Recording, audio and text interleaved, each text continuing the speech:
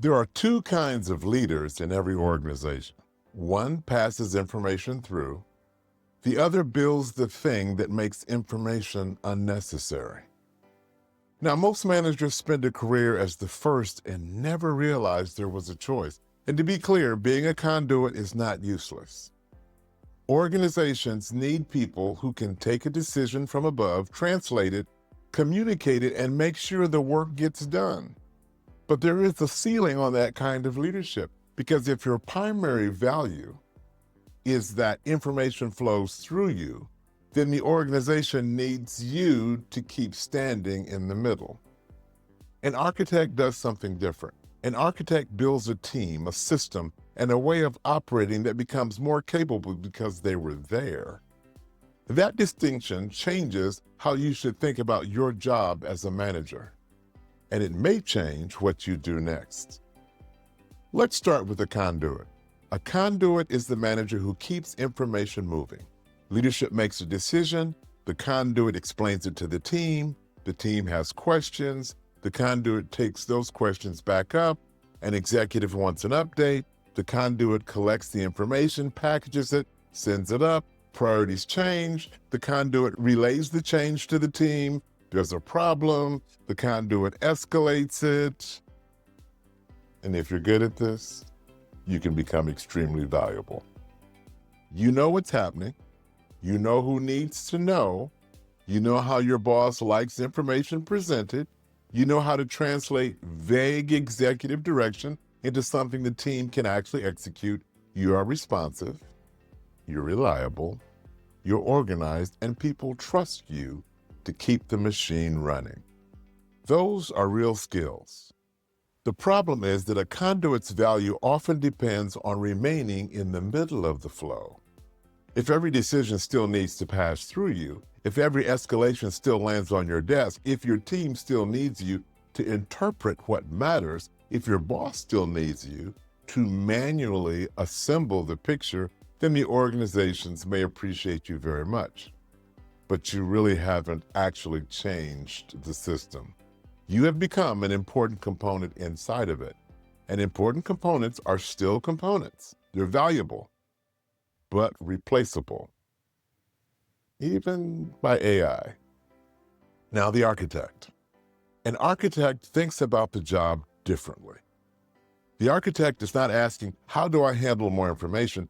They're asking, how do I design this so less information has to flow through me at all? Instead of answering the same question 10 times, they create a decision framework. Instead of personally resolving every escalation, they clarify which decision the team owns. Instead of being the only person who understands the executive context, they teach their people how the business works. Instead of producing the same status report every Friday, they build a system that makes the relevant information visible automatically. And instead of becoming indispensable because nobody can function without them, they become valuable because the organization can do things it could not do before them. That's the difference. Conduits move work. Architects increase capacity. A strong architect develops people who can make better decisions without constant supervision. They create operating rhythms that surface problems before those problems ever become emergencies. They make ownership clear. They remove the unnecessary approval loops. They build mechanisms. They leave behind judgment, capability, and infrastructure. And sometimes that creates an uncomfortable paradox. The better you become as an architect, the less visibly necessary you may appear in the day-to-day operations, because things stop breaking. People stop asking you every question, and decisions, great decisions, get made without you. Meetings disappear. Problems get solved before they reach your desk. To an inexperienced manager, that can feel like losing control. To a mature leader, that's exactly the point. So, if architecture is such a powerful form of leadership, why do so many managers remain conduits? Well, because organizations often reward conduit behavior. Usually it's by accident, not design. Think about what is easiest to observe. Someone sends the update immediately, visible. Someone answers every email message, visible. Someone attends every meeting, visible. Someone jumps into a crisis at 10 p.m. and fixes it, very visible. Somebody spends 6 months clarifying decisions right so the crisis stops happening, much harder to see. Someone builds 2 strong leaders underneath them who no longer need constant intervention, harder to measure. Someone quietly eliminates 3 recurring meetings because the information now exists in a dashboard where everybody can access it. That may barely register. Conduit work creates activity. Leaders see that it's busy. Architecture work creates capability, and activity is easier to count. That's why highly responsive managers can become organizational heroes while still running teams that depend on them for everything, not increasing their capability. They are constantly busy because the system constantly requires them. Then the organization mistakes that dependence for leadership. And sometimes the manager does too. There's another reason this happens. Being a conduit feels productive. You clear the inbox, you answer the questions, you approve the request, you attend the meeting, you solve the problem. And at the end of the day, you can point to 50 things that you touched. Architecture is slower. You may spend an hour creating a framework that saves your team hundreds of hours over the next year or so.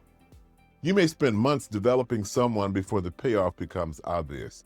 You may deliberately refuse to solve a problem so that one of your leaders develops the judgment to solve it themselves. The immediate dopamine rush, it's lower. The long-term leverage, incredibly higher. Now here's the honest self-test. So which kind of leader are you?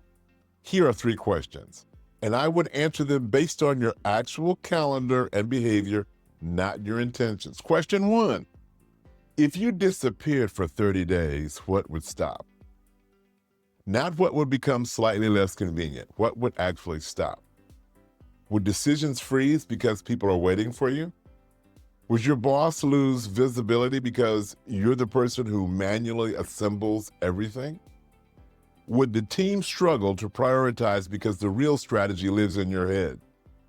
Would certain relationships break because you're the only bridge between groups? The longer that list is, the more likely you are functioning as a conduit. Question 2, what can your team do now that they could not do a year ago because you built that capability? Not because they worked harder, not because you personally intervened more. What capability now exists that wasn't there before? Can your managers make larger decisions? Can the team diagnose problems faster without you? Can people operate with more context? Can they onboard someone without you? Can they run the weekly operating rhythms without you? Can they resolve cross-functional issues at a lower level?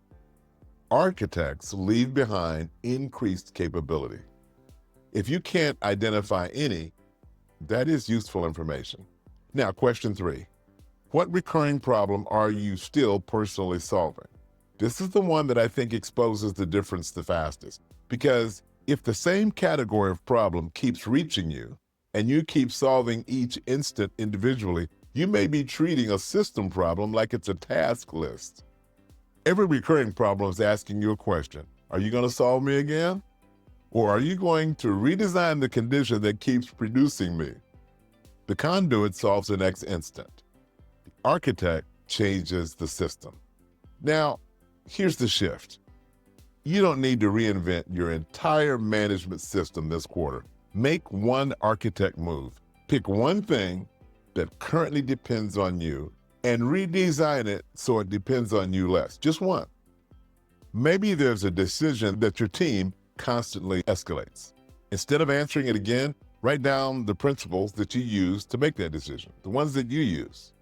Give them that framework, set the boundaries, and let them decide. Maybe you are manually producing the same update for your boss every week. Instead of becoming faster at assembling the update, create a mechanism that makes the information continuously visible. Maybe you are still the person who resolves every cross-functional conflict. Choose one of your leaders, bring them into the context, teach them how you think about the trade-offs, and let them on the next one. Maybe every new person needs an hour with you because important knowledge exists nowhere else. Well, document it. Teach someone else to teach it. Build the onboarding system. The exact move matters less than the principle. Take something that currently requires your presence and turn it into a capability, because that is the shift from answering to designing, from relaying to building, from being the person everyone needs to ask to creating a team that knows how to think. And there's a deeper implication here. At some point, organizations stop evaluating leaders based on primarily what they execute. The question then becomes, what becomes possible around you? Are the people stronger? Are the systems better? Does the organization make better decisions? Can the team operate at a larger scale? Did you leave behind something that compounds? That's architect work, and it's one of the biggest transitions that a manager can make. Conduits get thanked. Architects get remembered. If you're a leader trying to make that transition, building a stronger operating system, developing a more capable management team, or redesigning how your organization actually works, that's the work we help companies do. You can reach us at erickellycoach.com.